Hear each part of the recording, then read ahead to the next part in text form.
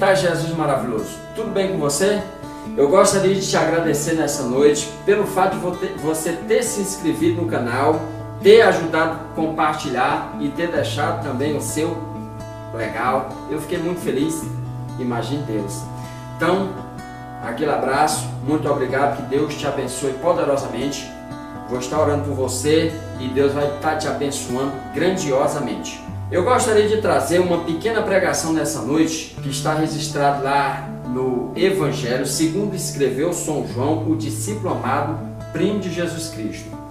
A história que ele escreveu no capítulo 11, narra a história de 3 grandes amigos de Jesus Cristo, que foi Maria, Marta e Lázaro. E está escrito lá o seguinte, sobre a enfermidade de Lázaro e a sua morte. E eu gostaria de trazer um título, Os Inimigos de Nossa Fé. E eu gostaria que você ficasse ligado para você saber quais são os principais inimigos de nossa fé. Aí você pode se perguntar, o diabo é um deles. Acertou. Mas você vai aprender nessa noite quais são outros inimigos que nós temos. E você vai saber como se livrar deles para que a sua fé não seja abalada em nenhum momento. Então, vem comigo e vamos meditar nessa história. Lázaro, ele estava doente, estava à beira da morte. E Jesus estava pregando ali por perto. E as irmãs de Lázaro mandaram avisar para Jesus que Lázaro estava à beira da morte. E Jesus manda uma mensagem de volta dizendo: essa enfermidade não é para a morte, e sim para a glória de Deus. E aquele rapaz que veio trazer uma notícia triste, cabisbaixo, ele volta agora com um sorrisão, dizendo o seguinte: olha, Jesus falou que essa enfermidade não é para a morte, mas é para a glória de Deus. Então fiquem tranquilos.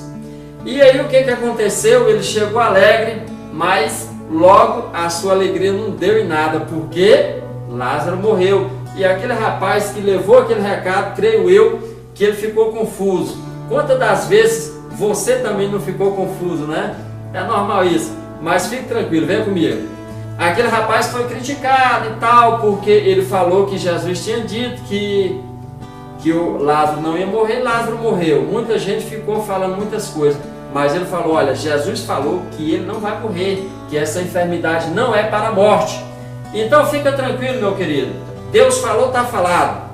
Se Deus falou que esse problema na sua vida não é para a morte, que esse câncer, que essa doença que você está padecendo não é para a morte, fica tranquilo que não é para a morte mesmo, e sim para a glória de Deus. Jesus, quando ele soube da notícia, a Bíblia fala nessa história que ele ficou mais 2 dias no local. E aí depois ele falou para os seus discípulos: vamos lá, porque o nosso amigo, ele está dormindo e eu preciso ir lá despertá-lo. Então os discípulos falaram: uai, Senhor, se está dormindo, está a salvo. Só que Jesus falou mais claro: nosso amigo está morto e eu vou lá despertá-lo. E aí ficou bem claro, e Jesus foi até a aldeia, aonde os seus amigos moravam. E quando ele chegou próximo da aldeia, Marta ficou sabendo que ele estava vindo, e ela foi ao seu encontro e falou o seguinte: Senhor, se tu estivesses aqui, o meu irmão não teria morrido. Mas eu sei que tu tens o poder de orar ao Pai e o Pai fazer alguma coisa. E aí Jesus falou: olha, teu irmão há de ressuscitar. E ela falou: eu sei que ele há de ressuscitar na ressurreição do último dia. Jesus falou: eu sou a ressurreição e a vida. Aí ela falou: Senhor, eu creio que tu és o Cristo enviado de Deus. Mas uma coisa que eu fiquei observando é que ela tinha uma fé preventiva. É uma fé que muitas pessoas têm, uma fé preventiva. Olha só o que ela falou: Senhor, se tu estivesses aqui, o meu irmão não teria morrido. E engraçado que nessa história você vai ver essa frase 3 vezes. A primeira foi por Marta, depois Maria e depois a multidão. As 3 vezes foram registradas essas mesmas palavras: se tu estivesses aqui, o meu irmão não teria morrido. E a multidão falou o seguinte: esse que curou o cego não poderia fazer também com que Lázaro não morresse? Então, assim, é a fé preventiva. Essa fé preventiva é uma fé natural. É aquela fé que você tem, que você vai pegar o ônibus, vai lá no centro, vai comprar umas roupas, vai comprar uns calçados legais e vai voltar para casa com saúde. É uma fé natural, é uma fé, portanto, que não tem poder de transformação em nossas vidas. É uma fé natural, uma fé preventiva. E a outra fé de Marta, se você observar, é uma fé escatológica. Ela acreditava que seu irmão haveria de ressuscitar na ressurreição dos últimos dias. Então essa é uma fé que muitos de nós temos. Uma fé não, este ano não, mas o ano que vem eu vou conseguir comprar meu carro, o ano que vem eu vou malhar, o ano que vem eu vou ter um corpo fitness, o ano que vem eu vou viajar, vou visitar meus pais, vou visitar meus parentes, vou abraçar meus primos e minhas primas, que faz muito tempo que eu não os vejo, e vou falar de Jesus para eles. Então, assim, e no primeiro dia de janeiro, que é o primeiro dia do ano, é o dia que poderia ser o dia da mentira, é onde todo mundo promete um horror de coisa e no decorrer do ano, na maioria das vezes, não faz. Mas o certo é que nós temos fé em algo distante, mas às vezes nós não temos fé para o aqui e agora. É uma fé escatológica. E o inimigo de nossas almas, ele é psicólogo por excelência. E ele sabe as artimanhas, como que ele faz para empurrar nós com a barriga, um ditado popular aqui no Brasil, empurrar com a barriga e você não receber a sua bênção. Às vezes você está padecendo de um câncer, ou está padecendo de uma doença terrível, ou às vezes você está endividado, ou você está, digamos assim, triste sentimentalmente. Às vezes você está desejando casar e já namorou com várias pessoas e não deu certo. Então, por algum motivo da sua vida, você está com a fé abalada. E aí o inimigo, se ele falar para você não vai conseguir, aí você não aceita. Você ora, jejuma, põe a boca no pó e recebe a vitória e o inimigo é derrotado. Então ele não quer isso para a sua vida. Então o que ele faz? Ele te joga para um tempo distante. Ele fala: não, este ano você não vai conseguir, mas o ano que vem, sim. E aí quando chega no outro ano, ele te empurra, vai te empurrando, e assim você não consegue. Então essa é uma fé escatológica. É uma fé que o inimigo ele implanta em nossos corações, porque o inimigo de nossas almas, ele é psicólogo por excelência. E ele sabe que se ele falar para você que você não vai conseguir, você não aceita, você ora, jejuma e derrota ele. Então ele te joga para uma fé distante. Eu vou contar um pequeno testemunho que aconteceu. Um escritor muito famoso, ele falou que ele estava hospedado em um hotel. E todas as vezes que ele ia entrar no hotel, tinha os meninos que engraxavam sapato. E os meninos queriam porque queria que ele engraxasse o sapato. E aí ele falava: não, eu não vou engraxar. Aí os meninos não aceitavam não como resposta. E insistia até que ele engraxava o sapato. E aí ele conversando com o companheiro falou o seguinte: deixa comigo, você vai ver como que eu vou fazer. E aí eles entraram os dois. E aí os meninos já vieram para engraxar o sapato dos dois. Aí o seu companheiro falou o seguinte: hoje não, mas amanhã a gente engraxa o sapato. E aí passaram numa boa. Então o ser humano é assim. Se você falar você não vai conseguir, ele ora, jejuma e consegue. Então o inimigo ele não é bobo. Ele não fala isso para você. Ele fala que você vai conseguir, mas no futuro às vezes bem distante. às vezes quando você estiver velhinho, mas isso é uma mentira. O que Deus tem para você, Ele pode te dar ainda hoje. Essa enfermidade, ela pode ser curada hoje. Este problema pode cair por terra ainda hoje. Não aceite. Outro inimigo de nossa fé. Quando Jesus chegou ali no local, Ele mandou chamar Maria, e Maria veio falando as mesmas palavras de Marta, e depois a multidão falou as mesmas palavras de Maria e Marta, e aí Jesus chegou no local. Quando ele chegou no local, Marta falou o seguinte: Senhor, já cheira mal, já são 4 dias, já fede. Muitos escritores acreditam, muitos pregadores, que ela já tinha ido ali no local e já tinha sentido o fedor horrível, por isso que ela confirmou ali que já estava o cheiro muito forte. Outros principais inimigos de nossa fé são os 5 sentidos. Observa: olfato, ouvido, nossa visão, nosso paladar, nosso tato, são os principais inimigos de nossa fé. Outro dia eu fui visitar uma amiga minha que tinha morrido. Quando eu peguei naquela mão dela, que estava dura e estava gelada, a incredulidade tomou de conta do meu coração. Pensei, não tem jeito.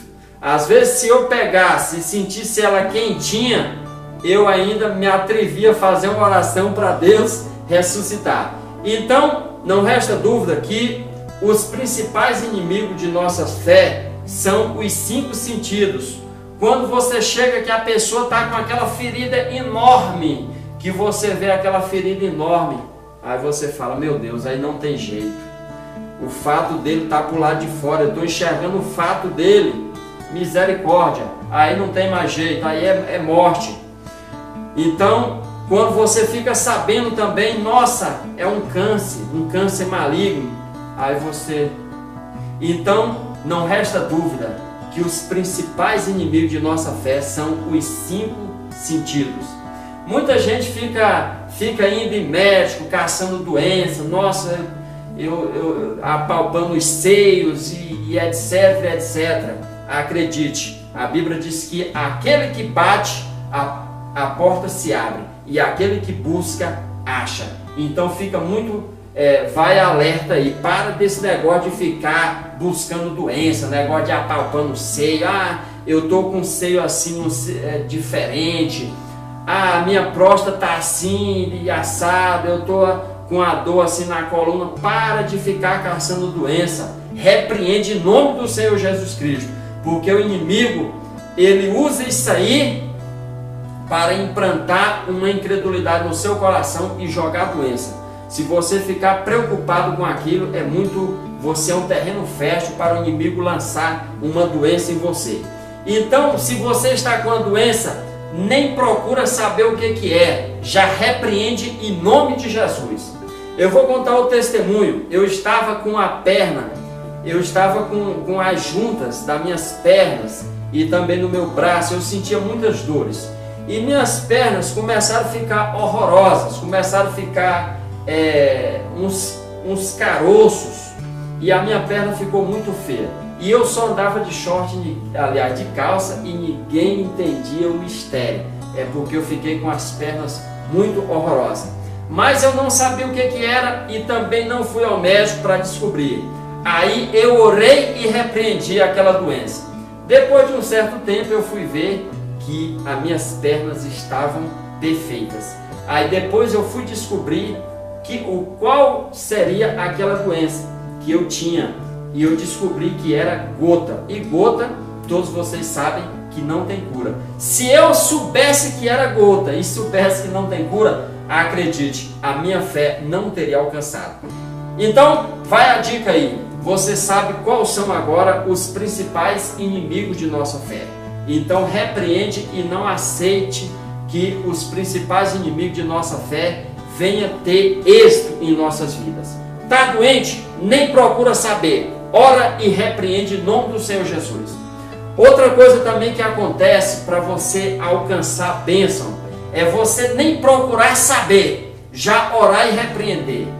Um certo homem, um certo escritor, muito usado no dom de maravilha, ele foi chamado porque um rapaz estava trabalhando com o motor de um caminhão e caiu o motor na perna dele, esbagaçou a perna dele. E aí ele chegou ali no local, ele nem procurou saber, ele já repreendeu instantaneamente e o rapaz foi curado. Então, fica muito cuidado, tenha muito cuidado com os inimigos de nossa fé. Não procura saber, ora e repreende e toma posse da vitória em nome do Senhor Jesus Cristo. Eu acredito que isso aí falou muito com você e essa foi a principal contribuição. Outra coisa interessante, o outro inimigo que o Espírito Santo está me revelando aqui agora é a pedra. A pedra que Jesus mandou tirar do sepulcro era também um dos principais inimigos da fé. Então Jesus falou o seguinte: olha, tirai a pedra. Qual que são a pedra em nossas vidas? É a pedra da incredulidade, a pedra do pecado, aquela mentirinha do gasto. Aquilo é um embaraço terrível que atrapalha você receber a sua bênção. As amizades impedem também você receber a sua bênção. Então, fica ligado com esses inimigos aí, tira essa pedra, tira o embaraço da sua vida e deixa o caminho livre para Jesus trabalhar na sua vida. Lázaro, ele chegou a hora, dele ser ressuscitado. Então o que Jesus fez? Correu lá e falou: Lázaro, sai para fora? Não. Primeiro ele agradeceu. Uma coisa bastante interessante, quando você for receber a sua bênção, você agradece o Senhor e você vai ver que Deus, ele se sente na obrigação de te abençoar. Por quê? Porque você já tomou posse e já está agradecendo pela bênção. Foi o que Jesus fez. Ele agradeceu e depois ele foi lá e chamou Lázaro em alta voz, dizendo: Lázaro, sai para fora.